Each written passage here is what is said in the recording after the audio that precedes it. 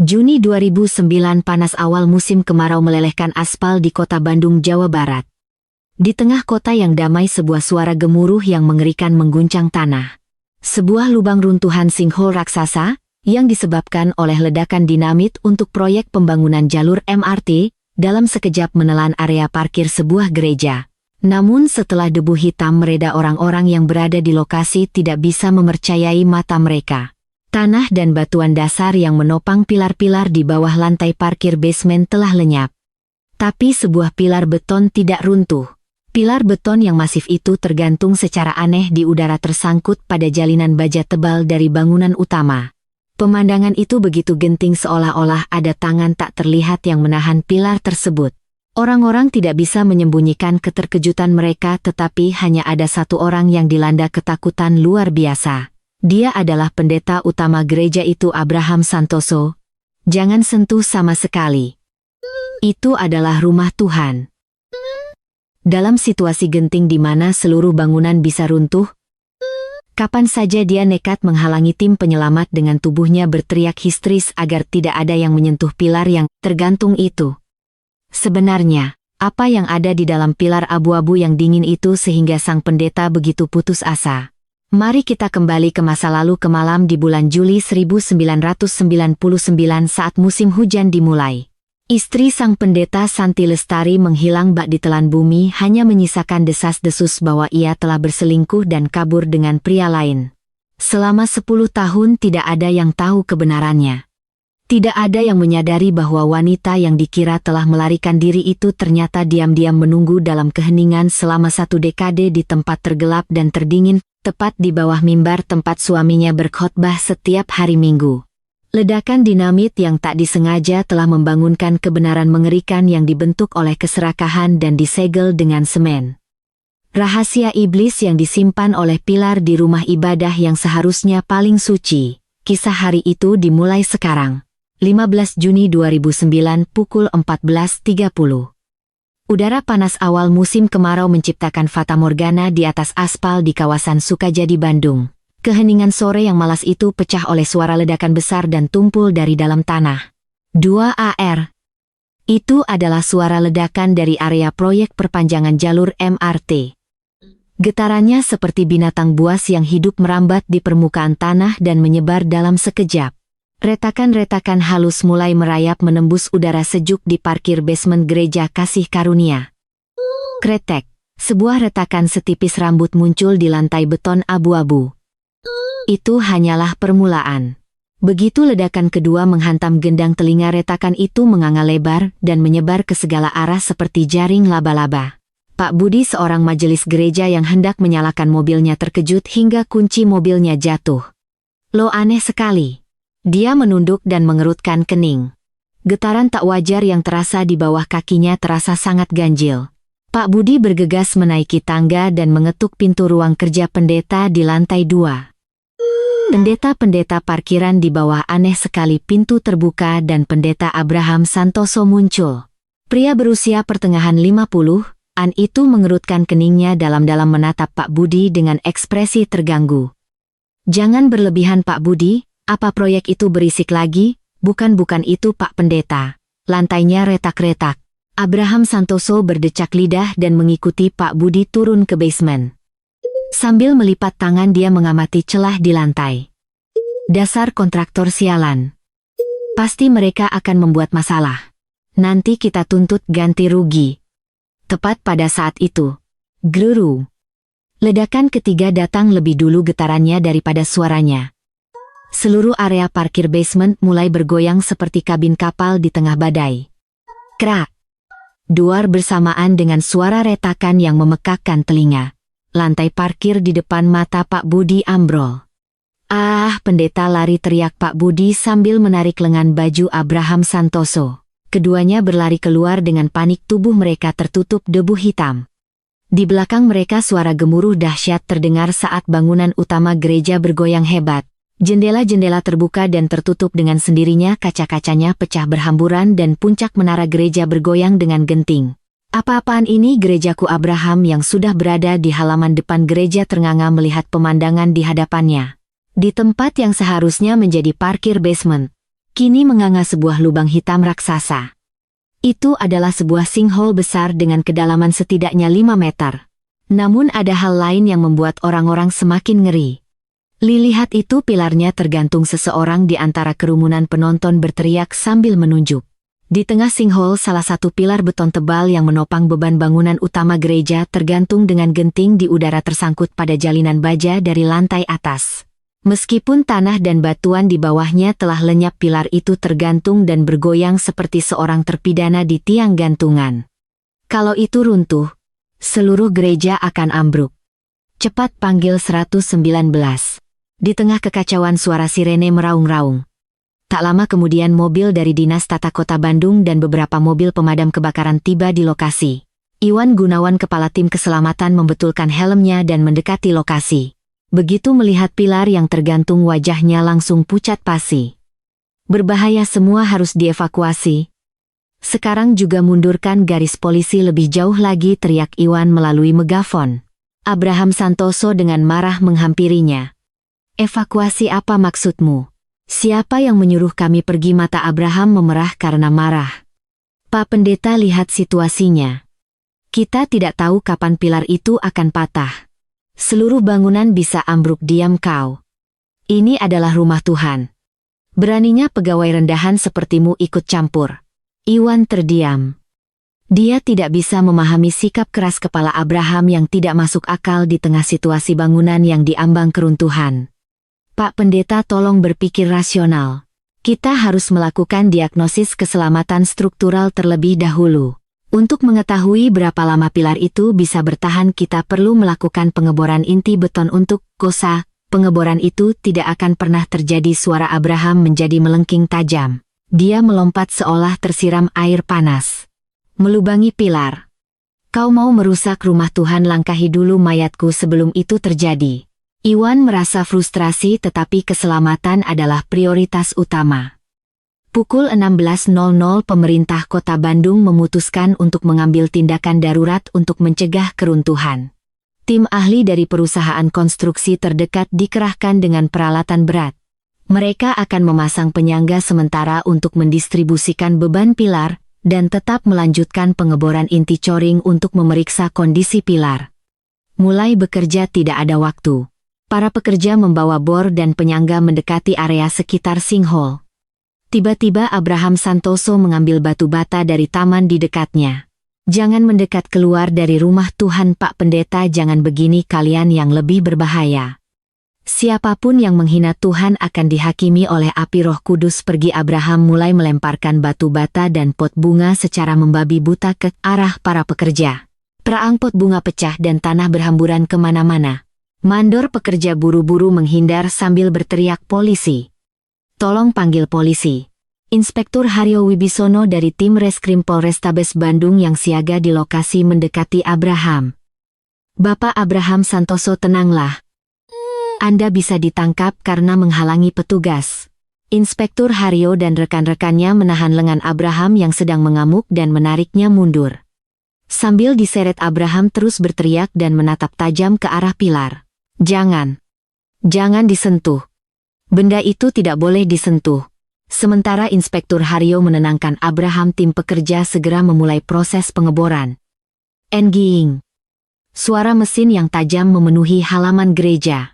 Pukul 17.20 saat mata bor telah menembus sekitar 30 cm ke dalam permukaan pilar. Lo, mata bornya tidak mau masuk lagi, kata mandor menghentikan bornya dan mengerutkan kening. Rasanya bukan seperti beton biasa, melainkan seperti tersangkut pada sesuatu yang liat dan keras. Besi beton, Pak, tanya seorang asisten pekerja. Bukan. Kalau besi rasanya akan memantul. Ini seperti ada sesuatu yang menggigit mata bornya. Mandor mencoba menarik mata bor dengan sekuat tenaga, tetapi mesin itu hanya berputar di tempat tanpa bergerak sedikit pun. Jelas ada sesuatu yang melilit mata bor dengan sangat kuat. Coba putar balik untuk menariknya. Tidak bisa juga. Sialan. Sepertinya kita harus menghancurkan sedikit area sekitarnya. Mandor mengambil palu bor kecil dan mulai dengan hati-hati memecah beton di sekitar mata bor. Tak. Serbuk semen abu-abu beterbangan. dan lubang tempat mata bor tersangkut perlahan melebar. Tiba-tiba, mandor itu terkejut dan menghentikan palu bornya. Di antara serbuk abu-abu terlihat sebuah benda logam berkilauan yang melilit mata bor. Apa ini? Dengan tangan bersarung dia dengan hati-hati menarik benda yang tersangkut itu. Sebuah rantai logam tipis yang berlumuran debu keluar. Di ujungnya tergantung sebuah liontin salib kecil yang dibuat dengan detail. Kalung salib mungkin ada yang menjatuhkannya saat konstruksi dulu. Mandor itu tidak terlalu memikirkannya, dan hendak melanjutkan menarik mata bor. Namun hal yang lebih mengejutkan muncul setelahnya. Krotak. Saat mata bor berhasil ditarik keluar, potongan-potongan beton berjatuhan dan di antara serpihan itu beberapa benda lain ikut menggelinding di lantai. Mandor itu berteriak dan jatuh terduduk. Wajahnya pucat pasi seperti kertas. Tulang manusia. Ada tulang. Kalung salib yang melilit mata bor itu keluar bersama dengan tulang yang jelas-jelas merupakan tulang jari manusia. Dalam sekejap lokasi itu berubah menjadi lautan kengerian. Apa tulang orang-orang yang menonton mulai berteriak dan berlarian dan area di dalam garis polisi menjadi kacau balau. Mendengar keributan itu, Inspektur Haryo segera berlari ke lokasi pengeboran. Beri jalan. Semua mundur jaga keutuhan TKP. Sebagai penyidik veteran dengan pengalaman 20 tahun, Haryo secara naluriah mencium bau kasus kriminal. Dia mengamati barang bukti yang berserakan di lantai dengan tatapan tajam. Potongan tulang putih bercampur serbuk beton dan sebuah kalung salib yang putus. Inspektur Haryo mengenakan sarung tangan dan dengan hati-hati mengambil kalung itu. Setelah membersihkan sedikit debu, tulisan kecil yang terukir di belakang salib terlihat SL. Itu adalah inisial yang sederhana. Namun begitu melihat dua huruf itu, sebuah ingatan yang telah terkubur selama 10 tahun melintas di benak Haryo seperti kilat, pupil matanya melebar. Santi Lestari, gumam Haryo sambil menggigit bibirnya.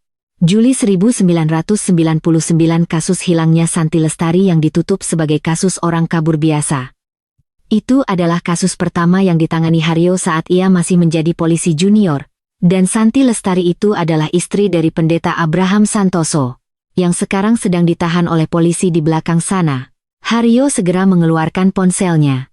Panggil tim Inavis dan Lab 4 sekarang juga, dan kita harus mengangkat seluruh pilar itu. Pandangannya tertuju pada Abraham Santoso yang dari kejauhan masih berteriak-teriak. 2 hari kemudian di ruang otopsi Puslap 4 Mabes Polri. Ekspresi Inspektur Haryo mengeras saat membaca laporan hasil tes DNA. Kerangka itu dipastikan milik Santi Lestari yang hilang 10 tahun lalu. Namun yang lebih mengejutkan adalah temuan dari Dr. Arif, ahli forensik. Sambil menunjuk foto tulang di monitor, Dr. Arif berkata, Inspektur Haryo, ini bukan kematian instan karena trauma.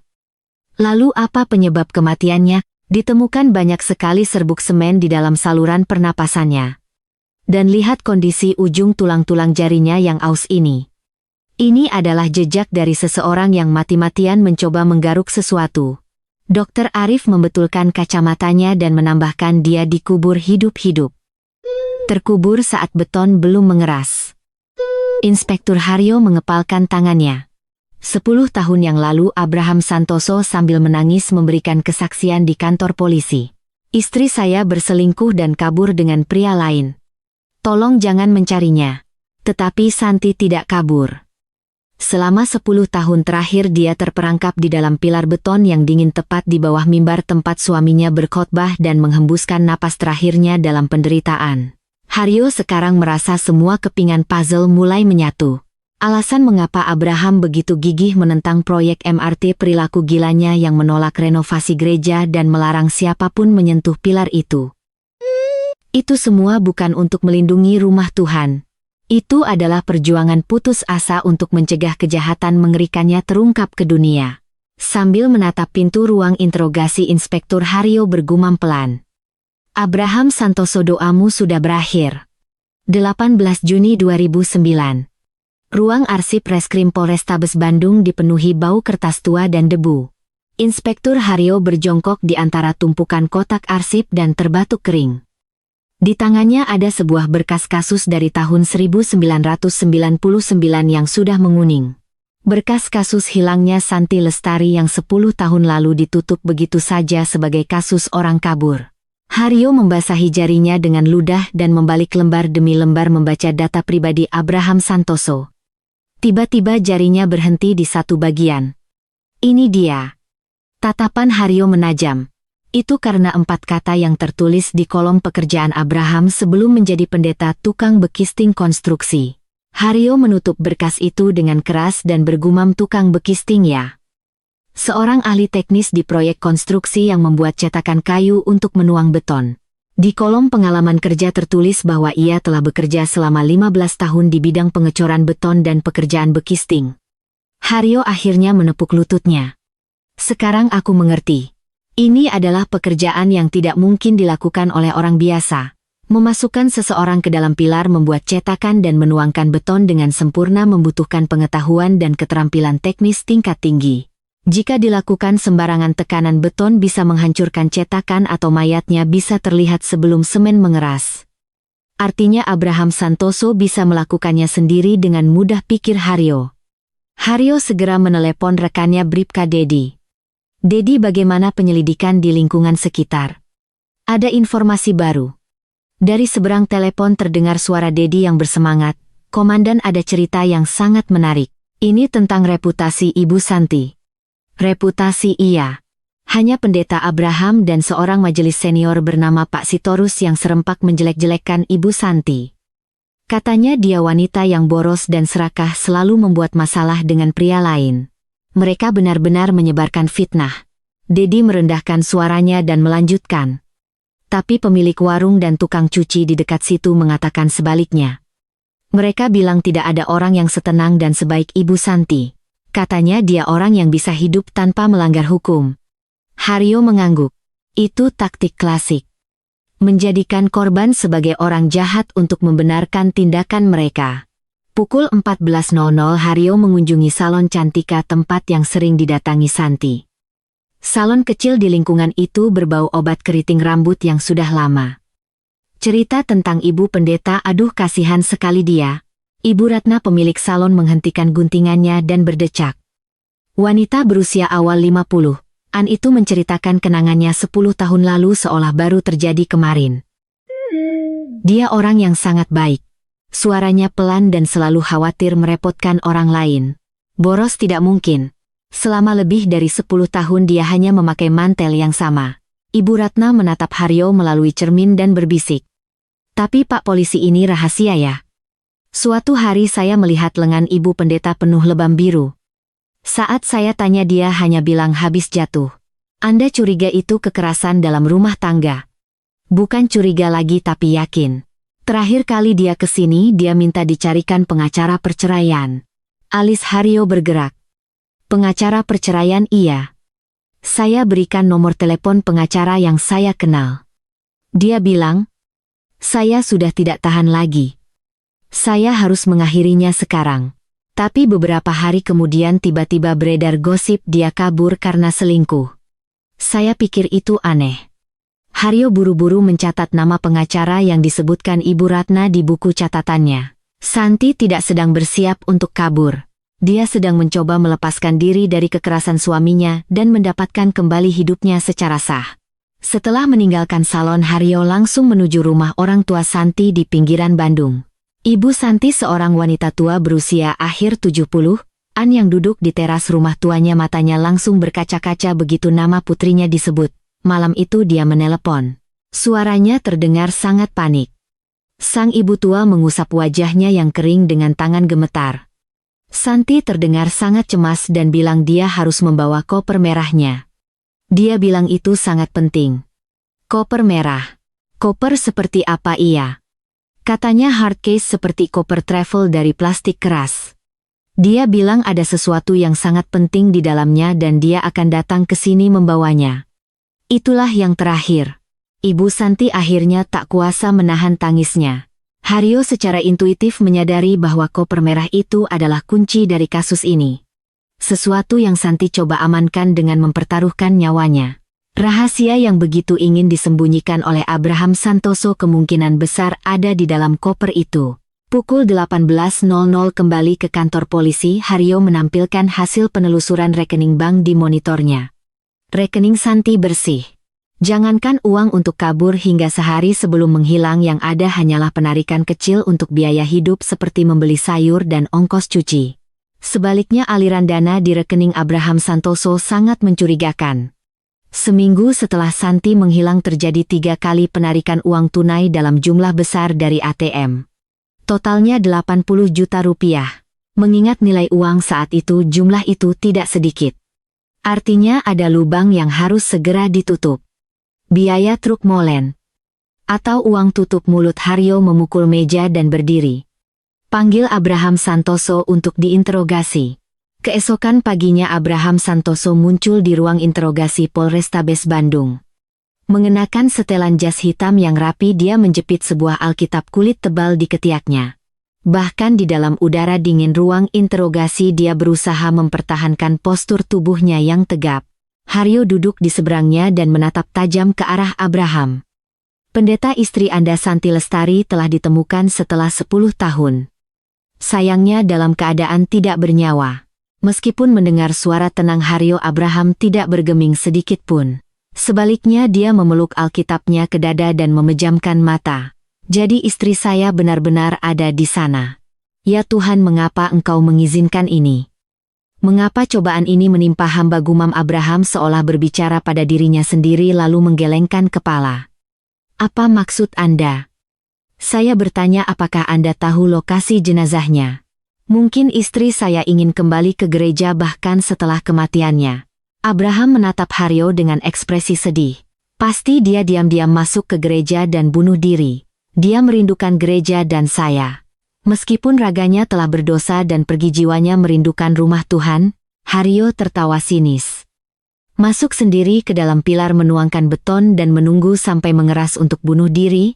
Apakah itu masuk akal, Pak Abraham? Anda sedang mengarang cerita? Secara fisik itu tidak mungkin. Seseorang harus berada di luar untuk menuangkan beton ke dalam cetakan pilar yang sempit. Tidak mungkin melakukannya sendirian. Tidak ada yang mustahil bagi Tuhan, jawab Abraham dengan tegas. Lalu siapa yang menuangkan betonnya? Saya tidak tahu. Mungkin malaikat. Malaikat, suara Haryo meninggi. Maksud Anda malaikat mengendarai truk molen, memasang selang dan menuangkan beton? Abraham terdiam sejenak. Namun wajahnya masih menunjukkan keyakinan yang fanatik. Ini adalah kehendak Tuhan. Bagaimana kita sebagai manusia bisa memahaminya? Pasti ada campur tangan supranatural. Haryo menahan amarah yang meluap dan mengambil napas dalam-dalam. Dia muak dengan permainan kata-kata di balik tameng agama, tetapi sebagai penyidik dia tidak boleh kehilangan ketenangannya. Haryo melemparkan selembar kertas ke atas meja. Malam tanggal 12 Juli 1999 Anda ada di mana? Saya menghadiri malam doa. Saya berdoa semalaman bersama jemaat. Abraham mengeluarkan selembar kertas kusut dari sakunya. Itu adalah daftar hadir malam doa gereja dengan tanggal 10 tahun yang lalu. Tulisan pemimpin pendeta Abraham Santoso tertera jelas di bagian paling atas. Haryo merebut daftar itu dan memeriksanya dengan teliti. Abraham Santoso, Majelis Sitorus Bapak Budi Ibu Rina. Sekitar 20 nama tertulis rapat. Tapi ada yang aneh. Haryo menyorongkan daftar itu ke depan wajah Abraham. Siapa yang menulis daftar ini? Pak Sitorus, sekretaris gereja saat itu. Dia orang yang sangat teliti dalam mencatat kehadiran. Benarkah? Lihat ketebalan goresan pena dan tekanan tulisannya. Ini ditulis oleh satu orang dengan pulpen yang sama dalam satu waktu. Haryo menatap mata Abraham lurus-lurus. Jika mereka benar-benar datang ke acara doa, seharusnya mereka menandatanganinya sendiri atau setidaknya tulisan tangannya berbeda-beda. Ini hanyalah selembar kertas yang ditulis seseorang dari imajinasinya di atas meja. Pupil mata Abraham untuk pertama kalinya bergetar. Dia menelan ludah dengan susah payah. Saya tanya sekali lagi. Malam tanggal 12 Juli. Apakah Anda berada di dalam gereja? Atau di depan pilar parkir basement? Sudah saya katakan, teriak Abraham sambil berdiri. Apa Anda pikir saya pembohong? Beraninya Anda meragukan kata-kata seorang pendeta? Daftar hadir yang dipalsukan tidak bisa menjadi alibi. Pak Abraham. Dipalsukan. Bagaimana saya bisa berbohong di hadapan Tuhan? Malam itu saya berlutut dan berdoa di mimbar. Abraham duduk kembali dengan terengah-engah. Namun ujung jarinya yang berada di atas meja bergetar halus. Haryo yakin. Pria ini pelakunya. Iblis yang mengurung istrinya di dalam pilar dan selama 10 tahun menyanyikan lagu pujian dan berkhotbah di atasnya. Tetapi belum ada bukti yang menentukan. Untuk mendapatkan pengakuan dia membutuhkan bukti yang tidak bisa dibantah. Setelah interogasi, Haryo mengumpulkan rekan-rekannya di ruang tim reskrim. Kita tetapkan Abraham Santoso sebagai tersangka utama. Bribka Dedi bertanya dengan cemas. Komandan dugaannya memang kuat, tapi tanpa bukti langsung akan sulit untuk menuntutnya. Bagaimana kalau dia terus-terusan menyalahkan malaikat? Karena itu kita harus menemukannya. Koper merah yang diceritakan oleh Ibu Santi. Kita harus mencari tahu di mana benda itu. Haryo menulis koper merah dengan huruf besar di papan tulis dan melingkarinya. Alasan Abraham menarik uang tunai secara mendadak 10 tahun lalu, dan keberadaan koper itu keduanya pasti saling berhubungan. Kita harus menemukannya. Mata Haryo bersinar tajam. Dia bertekad untuk kali ini benar-benar membongkar kebenaran yang telah terkubur selama 10 tahun. 20 Juni 2009 pukul 23.00. Lampu di kantor tim reskrim Polrestabes Bandung masih menyala terang. Di bawah cahaya lampu meja, Inspektur Haryo mengucek matanya sambil menatap tajam pada data yang baru saja diterima dari provider telekomunikasi. Waktu 10 tahun telah menghapus banyak data dari server, tetapi tim forensik digital yang gigih berhasil secara ajaib memulihkan potongan data dari sudut pita cadangan yang berdebu. Itu adalah riwayat panggilan Santi Lestari sesaat sebelum dia menghilang pada Juli 1999. Ketemu Haryo menunjuk ke layar monitor. Pada hari dia menghilang 12 Juli pukul 15.27. Sebuah nomor asing dengan kode area Jakarta 021 menarik perhatiannya. Durasi panggilannya mencapai 12 menit 38 detik. Mengingat pola panggilan Santi yang biasanya hanya berlangsung singkat kurang dari 1 menit ini jelas menunjukkan adanya percakapan yang serius. Sebenarnya dengan siapa dia berbicara begitu lama sebelum meninggal? Haryo segera melacak informasi pemilik nomor tersebut saat itu. Bagas Nugroho, 37 tahun, saat itu 27 tahun, pekerjaan reporter majalah berita mingguan. Reporter, sebuah firasat dingin merayap di punggung Haryo. Instingnya mengatakan bahwa ini mungkin bukan sekadar masalah rumah tangga biasa. Keesokan paginya Haryo mengendarai mobil ke Jakarta. Kantor penerbitan tempat Bagas bekerja terletak di lantai 3 sebuah gedung ruko tua 6 lantai di kawasan Kebayoran Baru. Lorongnya dipenuhi bau tinta dan asap rokok yang bercampur menciptakan udara yang pengap. "Permisi, apa ada reporter Bagas Nugroho?" Saat pintu kantor dibuka, seorang pria yang tertidur di atas tumpukan naskah di mejanya mengangkat kepala dengan kaget. Jenggotnya lebat dan matanya tampak lelah. "Itulah Bagas. Anda siapa?" "Saya Inspektur Haryo Wibisono dari Polrestabes Bandung. Saya datang terkait kasus hilangnya Ibu Santi Lestari pada tahun 1999. Seketika pupil mata Bagas bergetar hebat seolah terjadi gempa bumi. Dia hampir menjatuhkan cangkir kertas yang dipegangnya dan langsung berdiri. "Ah, jadi beliau benar-benar meninggal. Bagaimana Anda tahu?" "Saya melihat berita. Ada jenazah ditemukan di pilar gereja di Bandung." Bagas menundukkan kepalanya dalam-dalam dan menghela napas panjang. Wajahnya lebih menunjukkan rasa bersalah yang mendalam daripada keterkejutan. Haryo membawa Bagas ke sebuah warung kopi yang tenang di dekat situ. Duduk di sudut, Bagas mengaduk-aduk kopinya yang sudah dingin dan mulai berbicara. "Selama 10 tahun ini tidak sehari pun saya melupakan hari itu. Saya benar-benar menyesal." "Apa yang Anda sesali?" "Saat Ibu Santi menelepon saya terakhir kali, seharusnya saya tidak mengabaikannya." Bagas dengan tangan gemetar hendak mengambil rokok tetapi berhenti dan memasukkannya kembali ke saku. Beliau berkata sambil terisak-isak. Dia bilang punya bukti kejahatan mengerikan suaminya. Dia bertanya apakah saya bisa membantunya mengungkapkannya ke publik. "Lalu kenapa Anda tidak membantunya?" "Awalnya kami sudah janji bertemu. Tapi Ibu Santi tidak datang ke lokasi yang dijanjikan. Beberapa hari kemudian pendeta itu datang ke kantor saya. Tatapan Haryo menajam. Abraham Santoso datang sendiri, iya. Dengan wajah yang sangat sopan dia berkata, istri saya berselingkuh dan kabur ke Amerika bersama pria lain. Dan Anda percaya?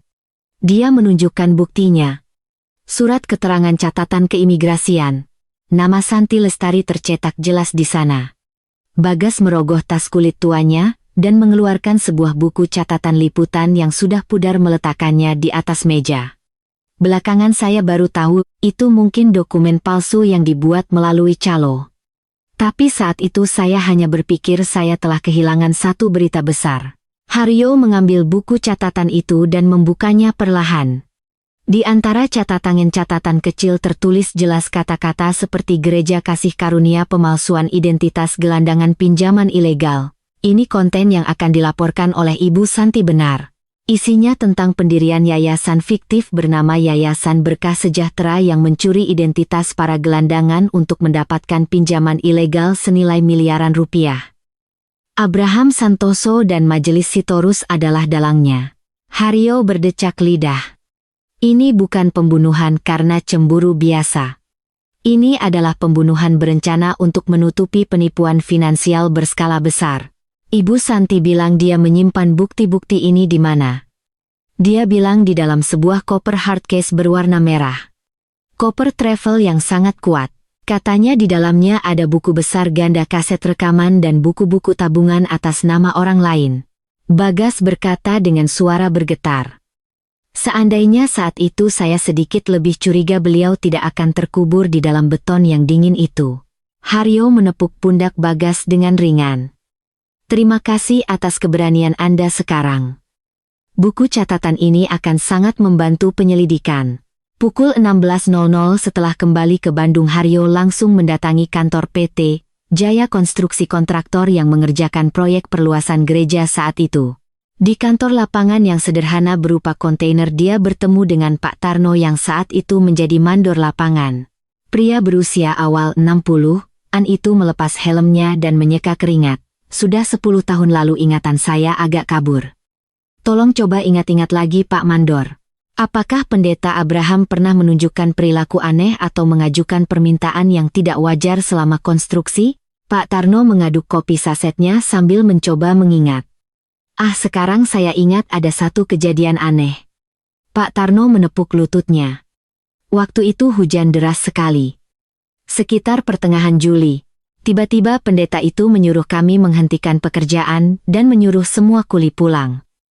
Menghentikan pekerjaan iya. Tapi tidak semuanya disuruh pulang. Dia minta satu truk molen dan sopirnya tetap tinggal. Katanya dia mau berdoa semalaman sambil meletakkan sendiri fondasi rumah Tuhan. Jantung Haryo berdebar kencang. Lalu bagaimana pemilik bangunan yang minta ya kami turuti saja. Semuanya pulang.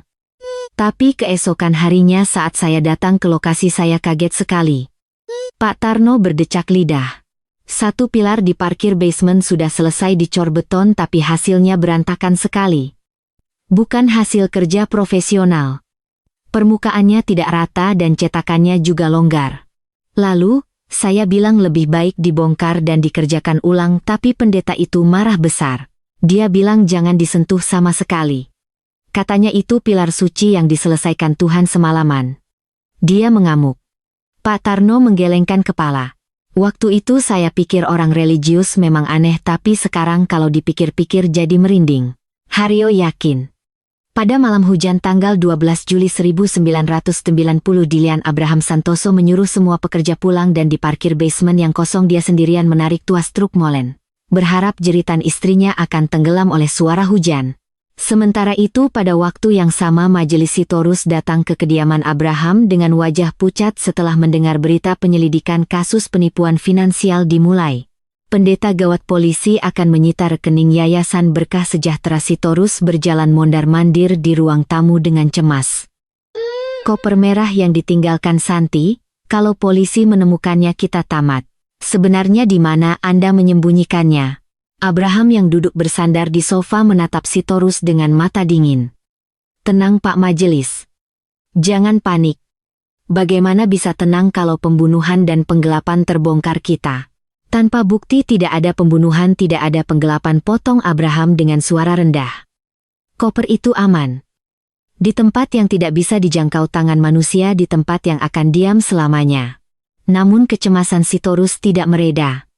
Berita di TV terus menayangkan headline provokatif seperti iblis berjubah, pendeta kasus pembunuhan beton. Di depan gereja para wartawan dan demonstran berkemah. Abraham perlahan bangkit. Senyum sinis terukir di bibirnya.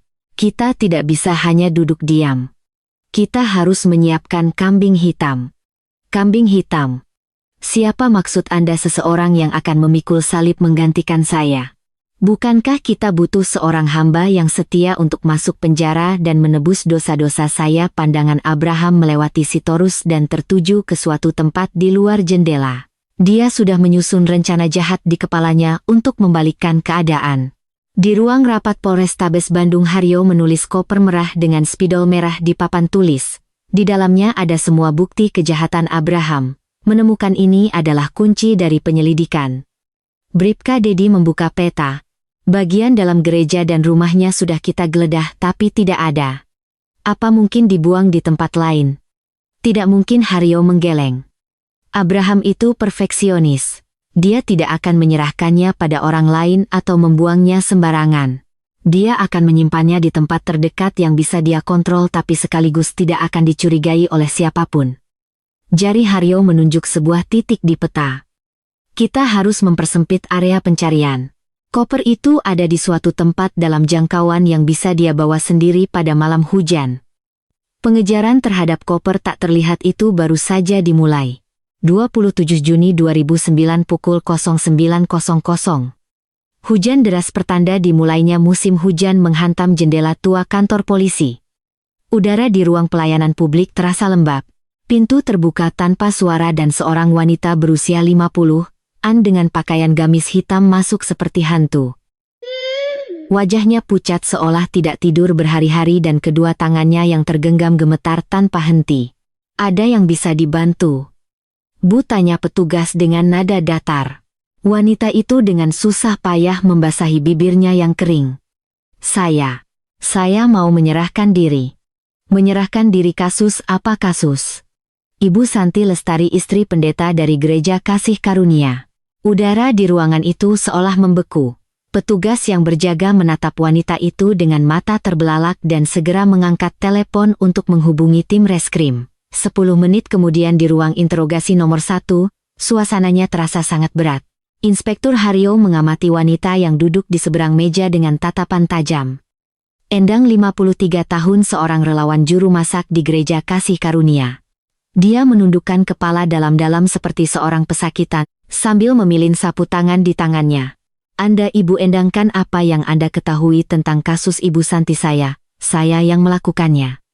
Saat Endang mengangkat kepala, air mata mengalir dari matanya yang memerah. Saya yang membunuh Ibu Pendeta. Pak Pendeta tidak tahu apa-apa. Haryo tidak bergeming sedikit pun, terus menatapnya. Pengakuan ini tidak terduga, tetapi intuisi penyidiknya terus berteriak bahwa ada sesuatu yang tidak beres. Tolong ceritakan secara detail sesuai dengan 5W Pilas 1H. Endang mengambil napas dalam-dalam dan mulai menceritakan kisah yang sepertinya sudah disiapkan. Malam itu 12 Juli 10 tahun yang lalu. Ibu Pendeta tiba-tiba datang ke dapur dan mengamuk meminta buku kas persembahan. Lalu saya mencoba menenangkannya agar tidak menjelek-jelekan Pak Pendeta, tapi dia mendorong saya.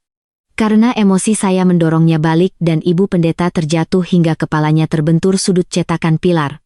Endang menceritakan adegan itu dengan sangat detail seolah-olah dia melihatnya langsung.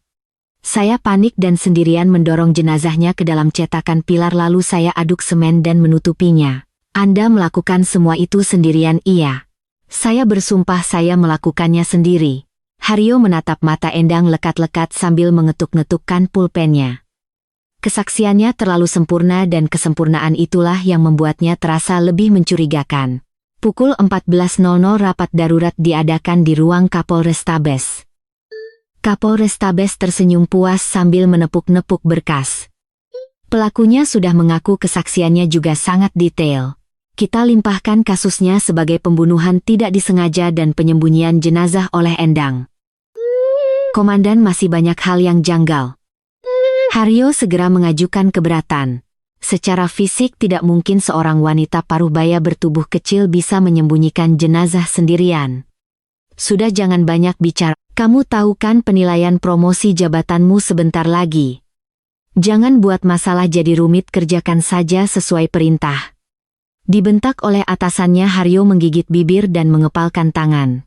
Ada kekuatan besar tak terlihat yang mencoba menutup penyelidikan ini. Pada saat yang sama di sebuah kantor pengacara di Jakarta, Pendeta Abraham sedang berlatih ekspresi di depan cermin menjelang konferensi pers. Pukul 16.00 di tengah kilatan lampu kamera yang tak terhitung jumlahnya, dia berdiri di depan mikrofon. Hadirin sekalian yang saya hormati, Abraham memulai dengan suara bergetar. Pelakunya adalah Ibu Endang yang selama 15 tahun ini saya anggap seperti keluarga sendiri. Rasanya seperti ditikam dari belakang oleh anak yang saya besarkan dengan iman. Seorang wartawan mengangkat tangan. Apakah Anda akan memaafkan Ibu Endang? Abraham memeluk Alkitabnya dan menengadah ke langit. Meskipun ini adalah penderitaan yang luar biasa, sebagai hamba Tuhan saya akan mencoba memaafkannya. Opini publik seketika berbalik menjadi simpati terhadap Abraham. Internet dibanjiri komentar yang mendukungnya. Namun Haryo tidak goyah. Dia kembali ke ruang interogasi dan memeriksa data pribadi Endang. Endang, tinggi 158 cm, berat 48 kg. Riwayat pengobatan radang sendi. Tidak masuk akal. Haryo memukul meja dan berdiri. Seorang wanita pendek yang menderita radang sendi mengangkat jenazah ke atas cetakan pilar setinggi 3 meter sendirian. Saat itu pandangan Haryo berhenti pada satu bagian di kartu keluarga Endang. Anak laki-laki Agus. 20 Juni 2009 diterima bekerja di Nusantara Group, salah satu perusahaan konglomerat terbesar di Indonesia. Yang merekomendasikan secara mengejutkan adalah Pendeta Abraham Santoso. Senyum dingin terukir di bibir Haryo. Dia menyandera masa depan anaknya. Benar-benar jahat. Keesokan paginya Haryo memanggil Endang kembali ke ruang interogasi. Di atas meja ada seutas tali tambang tebal dan foto panel kontrol truk molen. Ibu Endang, Anda bilang Anda menggunakan tali untuk mengangkat jenazah ke atas pilar, kan? Iya benar. Simpul seperti apa yang Anda gunakan agar jenazah tidak jatuh? Coba perlihatkan. Endang mengambil tali itu dengan tangan gemetar. Dia mencoba melilitkannya, tetapi tali itu hanya kusut dan tidak membentuk simpul apapun. Keringat dingin membasahi dahinya. Sudah lama sekali saya tidak ingat. Haryo menyodorkan selembar foto ke depan wajahnya. Kalau begitu ini pasti tahu. Untuk mengoperasikan corong semen dari truk molen tuas mana yang harus ditarik? Endang menatap foto itu dengan bingung. Baginya itu hanyalah tumpukan mesin yang rumit. Ibu Endang, jujur saja. Haryo membungkuk dan menatap matanya. Anak Anda Agus baru saja diterima di Nusantara Group. Selamat ya. Begitu kata anak disebut, wajah Endang pucat pasi. Pak polisi, tolong jangan. Apakah Anda benar-benar ingin anak Anda dicap sebagai anak seorang pembunuh seumur hidupnya? Apakah posisi yang dijanjikan Pendeta Abraham sepadan dengan hukuman penjara Anda? Bentakan Haryo membuat Endang roboh di atas meja. Tangisan seperti binatang buas keluar dari mulutnya. Pak Pendeta. Pak Pendeta yang menyuruh saya, demi Agus. Di ujung koridor hujan badai mengguyur jendela.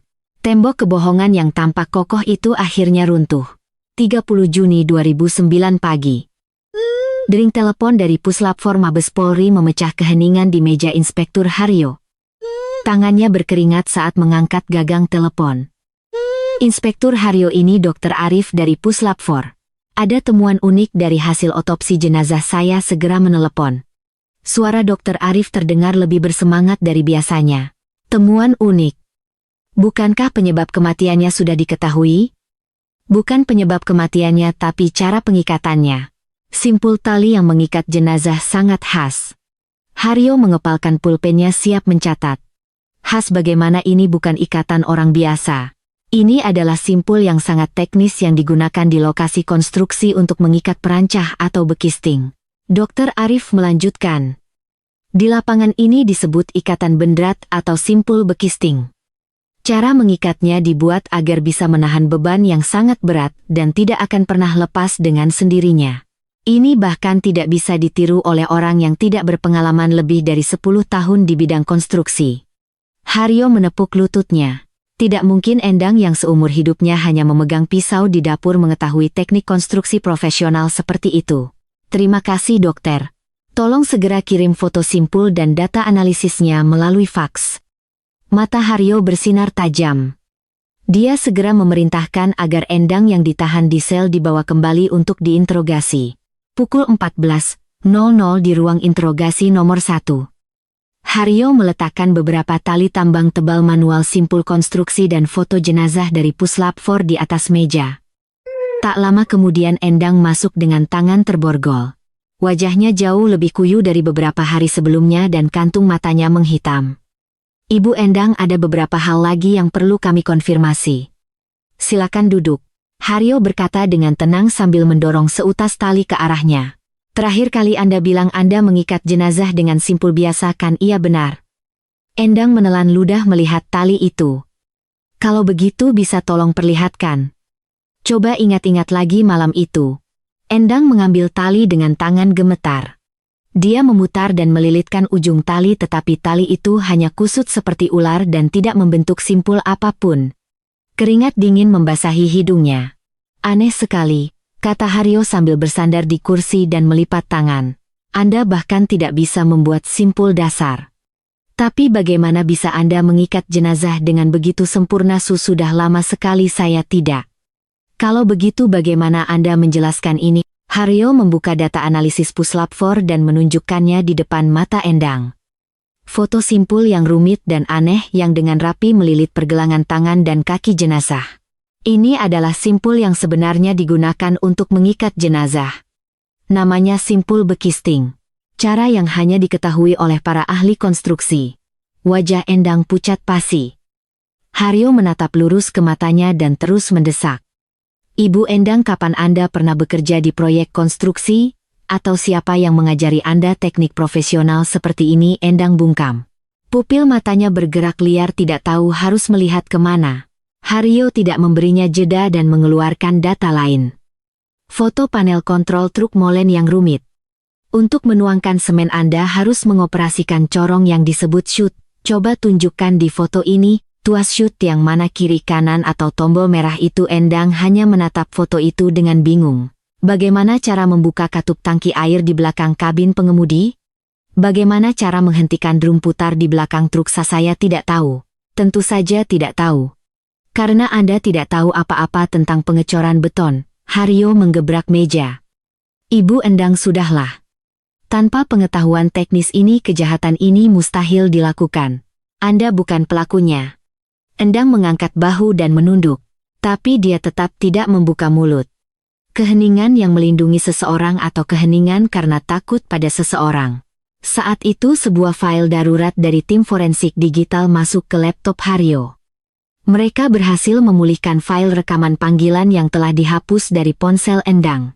Tanpa berkata apa-apa, Haryo menaikkan volume speaker laptopnya. Di antara suara berisik terdengar suara yang sangat familiar dan mengancam. Endang, semua ini adalah kehendak Tuhan. Itu adalah suara Pendeta Abraham Santoso. Nada dingin dan kejamnya membuat udara di ruangan itu membeku. Kau harus memikul salib ini. Supaya Agus bisa selamat. Pendeta, ini permintaan yang terlalu berat. Bagaimana mungkin saya mengaku telah membunuh orang? Suara isak tangis Endang terdengar. Permintaan berat? Setelah semua yang kulakukan untuk membesarkan anakmu? Suara Abraham tiba-tiba berubah menjadi geraman. Lulusan universitas swasta bisa masuk perusahaan besar, itu karena siapa? Tanpa surat rekomendasiku dia bahkan tidak akan lolos seleksi berkas. Sekarang kau mau tidak tahu berterima kasih? Tapi penjara. Tidak ada tapi, aku tidak peduli kau membusuk di penjara atau tidak. Apa kau mau menghancurkan masa depan anakku? Sekali aku buka mulut besok anak itu akan langsung dipecat. Mengerti KLIK? Rekaman berakhir menyisakan keheningan. Endang menutupi wajahnya dengan kedua tangan dan roboh di atas meja, tangisan yang seperti lolongan binatang buas keluar dari mulutnya. Pak Pendeta. Hicks. Pak Pendeta yang menyuruh saya. Akhirnya pintu kebenaran yang tertutup rapat itu terbuka. Dia membantu Agus mendapatkan pekerjaan, dan menyuruh saya menandatangani surat pernyataan. Katanya suatu saat jika dia meminta tolong saya harus menurutinya dengan mempertaruhkan nyawa. Saya tidak pernah menyangka itu berarti saya harus menanggung dosa pembunuhan orang lain. Haryo memberikan tisu dan menenangkannya. Sekarang ceritakan semuanya. Apa yang sebenarnya terjadi malam itu? Endang mengangkat wajahnya yang basah oleh air mata. Saya hanya berjaga-jaga di luar. Berjaga-jaga iya. Malam hujan itu Pak Pendeta memanggil saya. Ibu Pendeta sudah tergeletak, dan Pak Pendeta bilang dia akan mengurus semuanya, saya hanya perlu mengawasi kalau ada orang datang. Bibir Endang bergetar hebat. Lalu apa yang terjadi? Pak Pendeta menggali lantai tempat pilar akan dibangun dengan linggis seperti orang gila, dan dia mengubur sesuatu terlebih dahulu. Mengubur apa? Koper tai. Koper travel berwarna merah. Dia meletakkan koper keras itu di dalam lubang menutupinya dengan tanah dan di atasnya Ibu Pendeta. Endang tidak bisa melanjutkan kata-katanya, dan kembali menangis. Saat itu, sepertinya Ibu Pendeta masih hidup. Saya mendengar suara rintihan. Tangan Haryo mengepal. Abraham tidak hanya membunuh istrinya secara spontan. Untuk menyembunyikan selamanya koper berisi bukti kejahatannya, dia mengubur hidup-hidup istrinya di atasnya dan menyegelnya dengan beton. Di bawah pilar rumah ibadah yang seharusnya paling suci, dia mengubur keserakahannya yang paling kotor. Haryo segera berdiri dan mengambil radio HT-nya. Seluruh tim reskrim segera berkumpul di lokasi sinkhole Gereja Kasih Karunia. Panggil tim identifikasi dan alat berat juga. Suaranya menggema. Ada bukti penting yang terkubur di bawah pilar. Kita harus menemukan koper merah yang disembunyikan Abraham. Tim investigasi menyalakan sirene dan melaju kencang menembus hujan menuju gereja. Di bawah pilar beton yang tergantung genting seperti barang rongsokan di atas struktur parkir basement yang runtuh, para detektif berkumpul. Di sana gali tepat di bawah pilar itu, tempat yang ditunjuk Haryo adalah tanah tepat di bawah mimbar tempat Abraham berkhotbah setiap minggu selama 10 tahun. Setiap kali sekop menancap ke tanah basah, kebenaran yang telah menunggu selama 10 tahun perlahan mulai menampakkan dirinya. 3 Juli 2009 pukul 10.00. Di tengah jeda singkat musim hujan, ketegangan menyelimuti lokasi sinkhole Gereja Kasih Karunia. Truk-truk yang membawa peralatan pencarian khusus berbaris di depan lubang besar di parkir basement yang runtuh. Inspektur Haryo mengencangkan tali helmnya dan membuka peta operasi bersama teknisi peralatan khusus. Tidak mungkin terlihat dengan mata telanjang. Kita akan menggunakan kamera endoskop dan ekskavator mini untuk menargetkan celah di bawah fondasi pilar dengan presisi. Baik, kami akan siapkan jalur masuk. Seorang teknisi dengan hati-hati memasukkan kabel kamera serat optik tipis ke celah sempit antara pilar dan tanah. Ruang antara pilar beton yang tergantung seperti kail pancing pada tulangan baja atas dan tanah yang amblas hanya sekitar 30 cm. Situasi ini sangat berbahaya, sedikit saja kesalahan bisa membuat pilar kehilangan keseimbangan dan runtuh. Di layar monitor muncul gambar buram bersama dengan suara bising. Lumpur pecahan beton dan jalinan besi beton tampak berantakan. Masuk lebih dalam lagi. Ke kanan 15 derajat, perintah Haryo sambil mendekatkan wajahnya ke monitor. Kamera perlahan bergerak menembus lumpur. Tiba-tiba di sudut monitor di tengah kegelapan terlihat pantulan cahaya yang aneh. Tunggu, berhenti, teknisi segera menyesuaikan fokus kamera. Begitu gambar menjadi jelas, para detektif yang ada di lokasi serentak menahan napas. Di antara struktur besi beton yang terekspos karena tanah di bawah pilar yang tergantung itu amblas, terlihat sebuah benda berwarna merah yang tersangkut dengan aneh. Itu dia, teriak Haryo sambil mengepalkan tangan. Itu dia, kopernya tersangkut di besi fondasi sama seperti kata Ibu Endang. Dikubur di tanah tapi karena tekanan saat pengecoran terdorong ke atas dan tersangkut di besi beton. Namun meskipun bukti sudah di depan mata, mengeluarkannya adalah masalah lain. Tanah di bawah pilar tidak stabil sehingga peralatan berat tidak bisa mendekat dan celahnya terlalu sempit untuk dimasuki manusia. Bagaimana cara mengeluarkannya? Kalau pilar itu disentuh, seluruh bangunan bisa runtuh seperti sandwich, tanya Bribka Dedi cemas. Kita harus mencari cara. Semua kebenaran ada di dalam sana. Haryo segera meminta bantuan darurat dari tim keselamatan kota. Pasang penyangga sementara Jack support ganda untuk menstabilkan pilar. Kita hanya butuh ruang yang cukup untuk satu orang masuk. Pukul 14.00 pekerjaan pengamanan selesai. Sersan Kepala Budi Santoso dari unit khusus polisi mengenakan pakaian kerja berlumpur dan bersiap dalam posisi merangkak. Sersan jangan memaksakan diri. Jika ada tanda-tanda akan runtuh segera keluar tanpa menoleh ke belakang. Pastikan tali pengaman terpasang kuat, pesan Haryo sambil menepuk pundak Budi. Budi menyalakan lampu kepala dan menyelipkan tubuhnya ke celah sempit. Hanya suara lumpur yang becek dan napasnya yang berat yang terdengar melalui radio. Semua orang di lokasi menahan napas menyaksikan proses itu. 10 menit kemudian suara panik Budi terdengar dari radio. Ditemukan, saya bisa memegang gagangnya. Benar-benar koper hard case merah bagus, tarik pelan-pelan. Orang-orang bersorak. Tak lama kemudian Budi dengan seluruh tubuhnya berlumuran lumpur merangkak keluar sambil menyeret koper merah. Koper itu adalah koper travel yang terbuat dari plastik keras berkualitas tinggi. Meskipun terkubur di tanah dingin selama 10 tahun, selain beberapa goresan di permukaannya, kondisinya masih sangat baik, kuncinya masih berfungsi. Sedikit berkarat tapi, kata Haryo sambil membersihkan lumpur dari koper dengan tangan bersarung. Sekarang aku tahu betapa Santi ingin melindungi koper ini. Haryo memotong kunci dengan pemotong yang sudah disiapkan. Klik, dengan suara yang nyaring koper itu terbuka. Bribka Dedi yang menyaksikan ternganga. Luar biasa, masih utuh. Di dalam koper penuh dengan amplop dokumen yang dibungkus rapi dengan plastik kedap air. Kondisinya sangat sempurna, tidak ada sedikit pun kelembapan yang masuk. Dengan tangan gemetar Haryo membuka amplop pertama. Di sampul buku catatan tebal itu tertulis rapi catatan akuntansi asli Yayasan Berkah Sejahtera.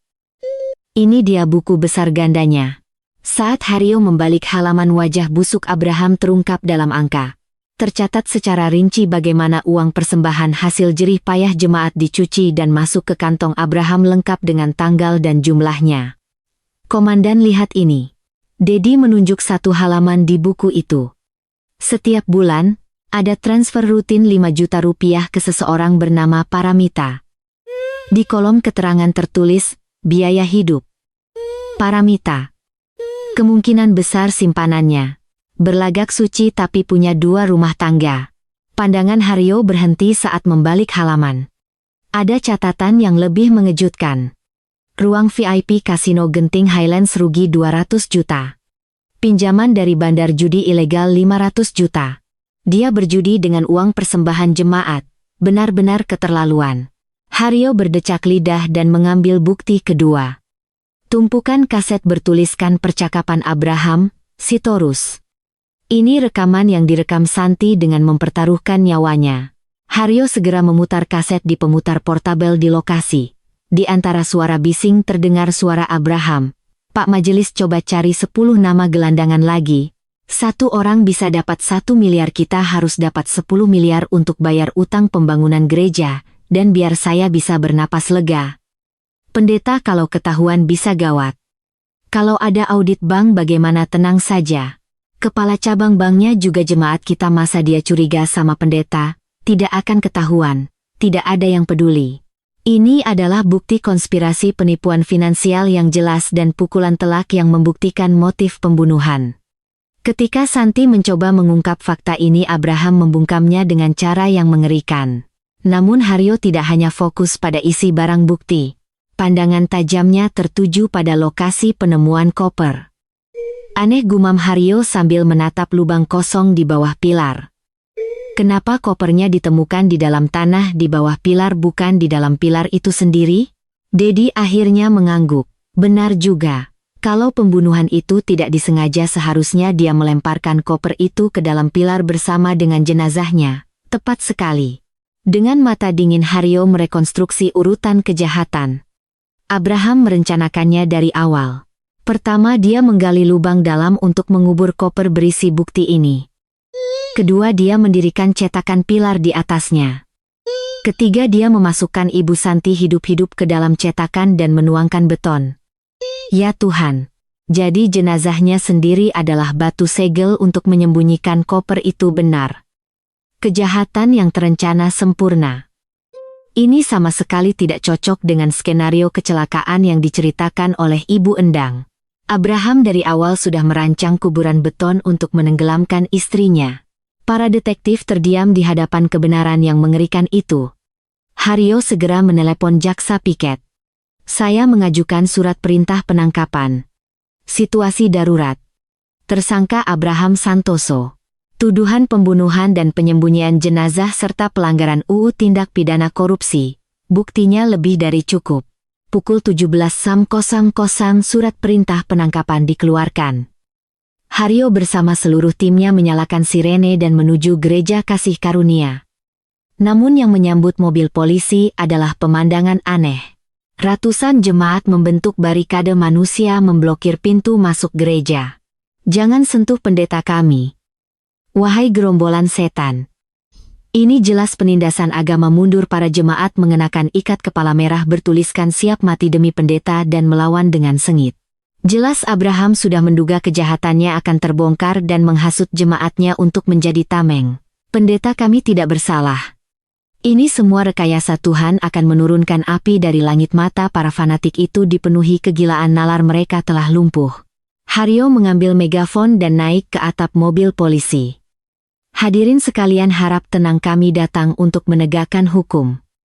Tersangka Abraham Santoso adalah penjahat keji yang membunuh istrinya dan menyembunyikan jenazahnya. Menyembunyikan buronan adalah kejahatan serius. Jangan bohong. Pendeta kami tidak mungkin melakukan itu. Para jemaat melemparkan batu dan botol air ke arah polisi. Perlawanan mereka semakin menjadi-jadi. Situasi memburuk. Haryo mengambil radio HT-nya. Kerahkan pasukan anti huru-hara, buka jalan pasukan Brimob yang siaga maju dengan tameng. Dorong mundurkan mereka.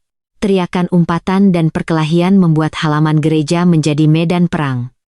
Haryo dan Dedi memanfaatkan celah itu dan berlari sekuat tenaga menuju gedung utama gereja. Brak mereka mendobrak pintu utama yang berat.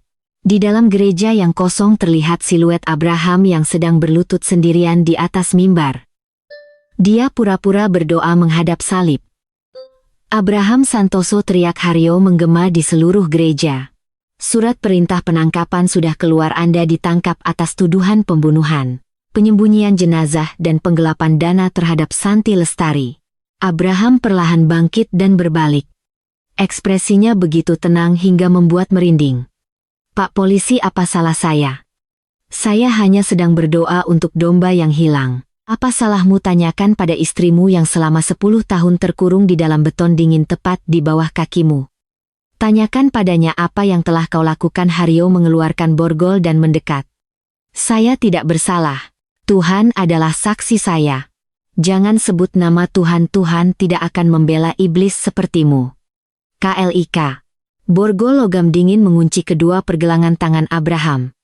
Anda memiliki hak untuk tetap diam dan hak untuk didampingi pengacara. Ini penindasan agama, penindasan yang akan tercatat dalam sejarah, teriak Abraham sambil meronta. Bribka Dedi memiting lengannya. Hei Abraham, koper merah yang kau sembunyikan baru saja kami gali. Semua hasrat kotormu yang ada di dalamnya akan terungkap ke seluruh dunia. Mendengar kata-kata Haryo, pupil mata Abraham bergetar hebat. Topengnya yang angkuh seketika hancur menampakkan wajah asli seorang penjahat licik. Tidak. Itu. Di belakang Abraham yang diseret oleh 2 polisi salib megah yang telah melindunginya selama 10 tahun menatapnya dengan dingin. Melihat Abraham diseret keluar, para jemaat menangis, tetapi borgol perak di pergelangan tangannya menceritakan kebenaran yang tidak bisa lagi disembunyikan. Musim panas 2009, rahasia gereja yang tergantung di udara itu akhirnya terungkap sepenuhnya ke dunia. 12 Juli 1999 pukul 22.00 malam. Hujan deras mengguyur kota Bandung seolah hendak menelannya. Di tengah suara hujan yang menghapus semua kebisingan terdengar suara gesekan aneh dari tangga menuju parkir basement Gereja Kasih Karunia. Srit. Srit. Santi Lestari menuruni tangga dengan genting memeluk erat koper hardcase merah yang besar. Wajahnya yang pucat lebih dipenuhi oleh tekad daripada ketakutan. Itu adalah perjuangan terakhirnya untuk mengungkap kebusukan suaminya kepada dunia dan melarikan diri dari tempat yang seperti neraka ini. Sudah cukup, aku tidak mau dibodohi lagi, gumam Santi sambil menyeka air mata yang bercampur air hujan. Namun harapannya hancur berkeping-keping di pintu masuk parkir basement. Sesosok bayangan dengan payung hitam menunggunya di kegelapan. Itu adalah Abraham Santoso. Malam-malam begini mau kemana? Buru-buru suara Abraham terdengar dingin menembus derasnya hujan. Santi terkejut dan mundur. Kakau, apa yang kau lakukan di sini? Ini gerejaku. Aku menjaganya. Apa masalahnya? Abraham perlahan mendekat dan melirik koper di pelukan Santi. Koper merah itu akan jadi masalah kalau kau membawanya tanpa izinku. Minggir, aku tidak akan menuruti kemauanmu lagi, teriak Santi memberanikan diri untuk mendorongnya. Tetapi dia tidak bisa melawan kekuatan seorang pria yang ototnya terbentuk selama 15 tahun di lokasi konstruksi. Abraham mencengkeram dan memelintir pergelangan tangan Santi. Ah, berikan padaku. Setelah pergulatan sengit, Santi terlempar ke lantai. Koper merah itu jatuh di aspal dan terbuka. BRUK, buku besar ganda dan kaset rekaman yang tersimpan rapi di dalamnya tumpah ke genangan air hujan. Abraham memungut dokumen yang berserakan. Wajahnya seketika berubah menjadi seperti iblis saat melihat isi buku catatan di bawah sorotan senter. Beraninya kau menyelidikiku. Kau pikir aku tidak tahu perbuatan kotormu? Santi menyibakkan rambutnya yang basah dan menatap suaminya dengan mata penuh kebencian. Judi, penggelapan dan main perempuan. Kau tidak pantas memakai jubah pendeta. Aku akan membongkar semuanya. Membongkar siapa yang mengizinkanmu? Tinju Abraham yang kehilangan akal sehat melayang ke wajah Santi. BUK, dengan satu jeritan Santi tersungkur, tetapi kekerasan Abraham tidak berhenti. Dia tanpa ampun menendangi istrinya yang tergeletak di lantai. Beraninya kau mencoba menghancurkan gereja yang kubangun. Kesadaran Santi perlahan memudar, genangan air hujan mulai memerah. Abraham dengan napas terengah-engah menatap istrinya yang tergeletak, lalu dengan tangan gemetar mengeluarkan ponsel. Endang, cepat datang ke gereja sekarang. Jam segini pendeta, hujan deras begini. Jangan banyak tanya, datang saja. Jangan beritahu siapapun masuk lewat pintu belakang. 30 menit kemudian Endang yang turun dari taksi dan berlari tergesa-gesa menutup mulutnya melihat pemandangan di hadapannya. Istri pendeta yang tergeletak bersimbah darah dan sang pendeta dengan mata berkilat seperti binatang buas. Pendeta, ini ada apa? Diam, Abraham mencengkeram kerah baju Endang dan menggeram. Kalau kau bocorkan apa yang kau lihat ini pada siapapun, hidup anakmu Agus juga akan berakhir di sini. Agus. Kenapa Agus dibawa-bawa? Tentu saja ada hubungannya. Kau pikir berapa banyak uang yang sudah kukeluarkan untuk biaya sekolah dan menafkahinya? Kalau aku hancur, anakmu juga akan terseret sebagai kaki tangan dan masuk penjara. Mengerti? Bagi seorang ibu miskin, anak adalah sandera yang paling kuat. Endang yang ketakutan hanya bisa mengangguk. Bantu aku. Kalau tidak kita berdua mati. Abraham segera bergerak dengan lihai. Dia mengambil linggis dan sekop dari gudang, dan mulai menggali tanah di lokasi pilar akan dibangun dengan membabi buta. Keterampilannya sebagai tukang bekisting selama 20 tahun tidak berkarat. Pendeta, apa yang Anda lakukan? Mengubur bukti. Selamanya, jawab Abraham dengan wajah yang basah oleh campuran air hujan dan keringat. Begitu koper ini terungkap, gerejaku akan hancur. Tuhan pun tidak menginginkan itu. Setelah 1 jam berjuang, sebuah lubang yang dalam terbentuk. Abraham memasukkan kembali dokumen-dokumen yang tumpah ke dalam koper dan melemparkan koper merah itu ke dalam lubang. Dia menutupinya dengan tanah dan meratakannya. Tetapi kengerian yang sesungguhnya baru dimulai setelah itu. Abraham menyeret Santi yang pingsan dan mulai mengikat tangan dan kakinya dengan tali tambang tebal yang biasa digunakan untuk mengikat perancah. Simpul bekisting yang rumit dan kuat mengencang di tubuhnya. Pendeta, tolong jangan. Ibu pendeta masih bernapas. Endang memohon sambil memegang celana Abraham. Jangan lakukan ini pembunuhan. Diam, apa yang kau tahu? Abraham menendang Endang. Ini bukan pembunuhan. Ini adalah ritual suci untuk meletakkan fondasi rumah Tuhan. Untuk menyucikan jiwa yang dirasuki setan. Abraham mengangkat tubuh Santi dan memasukkannya ke dalam cetakan pilar yang dipenuhi jalinan besi beton. Setelah tubuhnya terjepit di antara besi, dia mengencangkan cetakan dengan kuat. Saat itu dari kejauhan cahaya lampu depan terlihat saat sebuah truk molen masuk. Abraham, dengan tangan berlumuran darah yang dibasuh seadanya di air hujan, mendekati sopir. "Terima kasih sudah datang. Hujannya deras sekali, silakan istirahat sebentar di dalam truk. Saya akan beri sinyal sendiri untuk pengecoran." Bapak bisa sendiri. Saya ingin berdoa sambil meletakkan fondasi dengan khusyuk, tolong ya." Sopir itu mengangguk bingung dan kembali ke kabin. Abraham berjalan ke belakang truk dan memegang tuas kontrol. Suara hujan begitu deras sehingga sopir tidak bisa melihat apa yang terjadi di belakang. Abraham memegang tuas.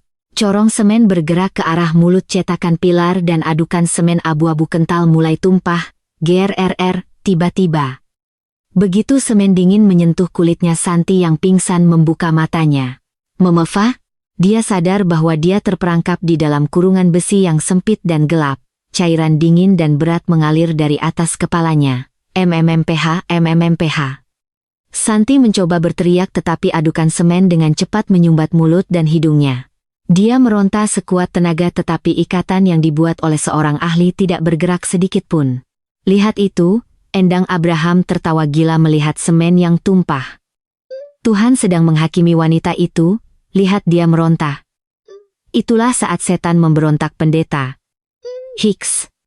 Tolong hentikan. Endang menutup telinganya dan terduduk menangis tetapi Abraham tidak berhenti. Sebaliknya dia menarik tuas lebih keras. Perlawanan Santi semakin melemah. Kematian abu-abu yang naik dari pergelangan kakinya kini telah melewati dadanya dan menelan kepalanya. Napas terakhirnya pun hilang ditelan semen. Abraham mengambil alat perata semen dan merapikan permukaan pilar. Gerakannya penuh perhatian seolah sedang menangani sebuah karya seni. Di atas ini akan kubangun mimbar yang paling suci dan tinggi. Dia bergumam sambil menyeka wajahnya yang dibasuh air hujan. Jiwa kotor istriku juga akan disucikan menjadi pilar rumah Tuhan ini. Amin. Hujan di bulan Juli itu menghapus semua jejak darah dan bukti malam itu. Abraham dan Endang di tengah hujan deras menyaksikan semen mengeras, momen kelahiran kaki tangan dalam kebisuan yang tak terelakkan. 6 bulan kemudian di atas pilar itu bangunan utama yang megah selesai dibangun dan sebuah salib mewah didirikan. Setiap hari Minggu Abraham berdiri di mimbar tepat di atas tempat istrinya dikubur, dan sambil menangis dia berkhotbah tentang kasih dan pengampunan Tuhan. Seolah lupa bahwa 1 meter di bawah kakinya di dalam kegelapan yang dingin jenazah istrinya meringkuk.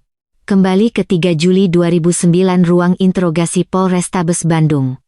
Di bawah cahaya lampu neon yang pucat Abraham duduk. Meskipun koper merah telah ditemukan dan semua bukti menunjuk padanya, ekspresinya masih sangat kurang ajar. Wanita itu adalah setan, kata Abraham menatap lurus ke arah Inspektur Haryo. Dia mencoba menggoda saya, hamba Tuhan yang suci, untuk jatuh ke dalam dosa. Dia adalah iblis yang ingin menghancurkan gereja. Haryo tertawa sinis dan menggelengkan kepala. 10 tahun telah berlalu tetapi monster itu masih terperangkap di dalam istananya sendiri. Pak Abraham, Anda tidak menghakimi setan. Anda hanyalah seorang pembunuh yang mengubur hidup-hidup istri Anda untuk menutupi aib Anda. Tidak, aku adalah pelaksana penghakiman Tuhan. Pilar itu adalah pengakuan imanku, teriak Abraham sambil menggebrak meja. Tetapi Haryo tidak terpengaruh dan perlahan berdiri. Pengakuan imanmu yang menjijikkan itu sudah berakhir. Sekarang saatnya menerima penghakiman yang sesungguhnya, pendeta Abraham. Pintu besi ruang interogasi tertutup dengan suara berat. Itu adalah lonceng terakhir yang menandai runtuhnya gereja palsu yang telah berdiri selama 10 tahun. 15 September 2009. Keheningan menyelimuti ruang sidang Pengadilan Negeri Bandung. Tatapan semua orang yang memenuhi kursi pengunjung tertuju pada seorang pria di kursi terdakwa. Abraham Santoso mengenakan seragam tahanan biru dan tangan terborgol. Dia masih mengangkat dagunya dengan ekspresi angkuh menatap majelis hakim. Putusan. Terdakwa Abraham Santoso dijatuhi hukuman penjara seumur hidup. Suara hakim yang tegas memecah keheningan. Desahan lega dan keluhan terdengar dari berbagai sudut ruang sidang. Hakim membacakan pertimbangannya. Terdakwa telah menyalahgunakan status sosialnya sebagai seorang pemuka agama untuk melakukan berbagai tindak pidana penggelapan dan penipuan. Tidak hanya itu, untuk menutupi kejahatannya terdakwa secara terencana membunuh dan menyembunyikan jenazah pasangannya, sebuah kejahatan yang tidak berperi kemanusiaan. Pandangan hakim tertuju pada Abraham. Meskipun demikian, selama persidangan terdakwa terus menyangkal perbuatannya menghina korban dan konsisten dengan dalih-dalih agamanya, sama sekali tidak menunjukkan penyesalan. Oleh karena itu, terdakwa perlu diisolasi secara permanen dari masyarakat. Saya keberatan ini penindasan agama, teriak Abraham sambil berdiri. Saya hanya melaksanakan penghakiman Tuhan, beraninya kalian menghakimi saya, bawa terdakwa keluar. Petugas keamanan menyeret Abraham yang meronta-ronta keluar. Sambil diseret dia terus berteriak, gereja yang kubangun tidak akan runtuh, akan abadi selamanya. Sementara itu dalam persidangan terpisah, Endang menundukkan kepala dalam-dalam sambil menangis. Terdakwa Endang dijatuhi hukuman 5 tahun penjara. Hakim mempertimbangkan bahwa dia berada di bawah tekanan psikologis dan ancaman Abraham untuk waktu yang lama. Terdakwa adalah korban sekaligus pelaku. Namun tanggung jawabnya dalam membantu kejahatan dan menyembunyikan kebenaran sama sekali tidak ringan. Begitu putusan dibacakan, Endang terduduk di lantai dan menangis histeris. Maafkan saya. Sungguh maafkan saya. Sebulan kemudian 20 Oktober, di tengah hujan musim gugur yang gerimis, garis kuning polisi dipasang di sekitar gereja Kasih Karunia yang telah menjadi bangunan mengerikan. Seiring dengan dimulainya kembali proyek MRT, diputuskan bahwa bangunan itu akan dihancurkan total. Demi alasan keamanan, metode peledakan dipilih. Inspektur Haryo yang berada di pos komando mengangkat radio HT-nya. Area sekitar sudah steril. Silakan mulai. Baik. Hitung mundur dimulai. Suara hitung mundur menggema melalui pengeras suara. 3, 2, 1. Ledakan duar-duar-duar. Dengan ledakan dahsyat, dinamit yang dipasang di pilar-pilar gereja meledak secara berurutan. Bongkahan beton raksasa yang telah menyimpan rahasia mengerikan selama 10 tahun itu runtuh secara vertikal, menciptakan awan debu, GRRUUUUNJJJ. Momen di mana gereja yang pernah disebut sebagai keajaiban yang tergantung di udara namun sebenarnya adalah kuburan keserakahan lenyap sepenuhnya. Menatap puing-puing yang tersisa di tengah debu, salah seorang warga yang menonton bergumam pelan. Akhirnya tanah itu bisa bernapas lega. Beberapa hari kemudian di pemakaman keluarga di kampung halaman Santi, Inspektur Haryo meletakkan setangkai bunga krisan putih di atas gundukan tanah yang baru. Kerangka Santi yang diserahkan oleh Puslap 4 setelah 10 tahun akhirnya bebas dari penjara semen yang dingin dan kembali ke tanah yang hangat. Pemakamannya sederhana. Hanya ibu tua Santi dan beberapa kerabat yang hadir dan menangis. Saat itu seorang pria berjas hitam mendekat dengan langkah gontai. Itu adalah reporter Bagas Nugroho. Dia berlutut di depan foto Santi dan menangis terseduh-seduh. Maafkan saya. Sungguh maafkan saya, Bu Santi. Bagas mengeluarkan kliping koran yang dilaminasi rapi dari sakunya dan meletakkannya di atas meja persembahan. Kematian seorang whistleblower dan penyesalan yang terlambat. Sebuah artikel yang berisi penyesalan mendalam ditulis bukan sebagai seorang reporter yang mengejar berita, tetapi sebagai seorang manusia. Seandainya saat itu saya tidak menutup telepon. Seandainya saya tidak dibutakan oleh ambisi. Saat Bagas memukul tanah dengan menyesal, Ibu Santi dengan tangan gemetar merangkul pundaknya. Sudah, Nak. Santi pasti mengerti perasaanmu. Sang ibu tua berbalik dan menggenggam kedua tangan Haryo. Kehangatan yang tulus terasa dari jari-jarinya yang kasar. Ini semua berkat Bapak polisi. Kalau bukan karena Anda, anak saya akan selamanya berada di dalam batu dingin itu. Maafkan kami karena terlambat menemukannya, Bu. Kami hanya melakukan tugas. Sekarang lepaskanlah beban di hati Ibu. Angin berhembus membuat ilalang di sekitar makam bergoyang. Seolah-olah Santi mengucapkan selamat tinggal kepada mereka. 3 tahun kemudian, musim semi 2012.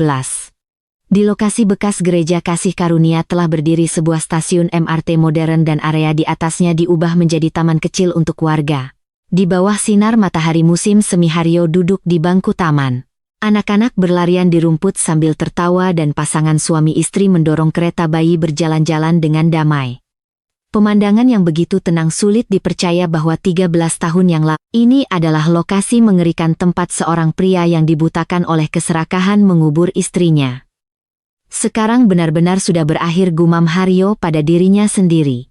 Dia menepuk-nepuk tanah dengan kakinya. Tanah yang kokoh dan stabil. Kini di bawah tanah ini tidak ada lagi dendam yang tak terbalaskan, tidak ada lagi rahasia yang tersembunyi. Haryo mengeluarkan sebuah buku catatan tua dari saku dalamnya. Dia membuka halaman terakhir dari buku catatan yang sampul kulitnya sudah usang itu. Kasus hilangnya dan pembunuhan Santi Lestari. Dia mengeluarkan stempel merah dari sakunya, meniupnya, dan tanpa ragu menekannya di atas kertas. Selesai. Melihat dua kata yang tercetak jelas itu, senyum tipis terukir di bibir Haryo. Beban berat yang menekan hatinya akhirnya terasa hilang. Selamat jalan Ibu Santi. Semoga di sana kau tidak menderita lagi. Haryo berdiri. Angin musim semi yang hangat berhembus mendorong punggungnya dengan lembut. Tanpa menoleh ke belakang dia meninggalkan taman. Di tengah suara pengumuman dari pintu masuk stasiun MRT dan keramaian orang-orang, dia perlahan melangkah pergi. Kisah ini telah berakhir. Terima kasih telah menyimaknya sampai tuntas. Semoga hari Anda dipenuhi dengan cahaya dan ketenangan.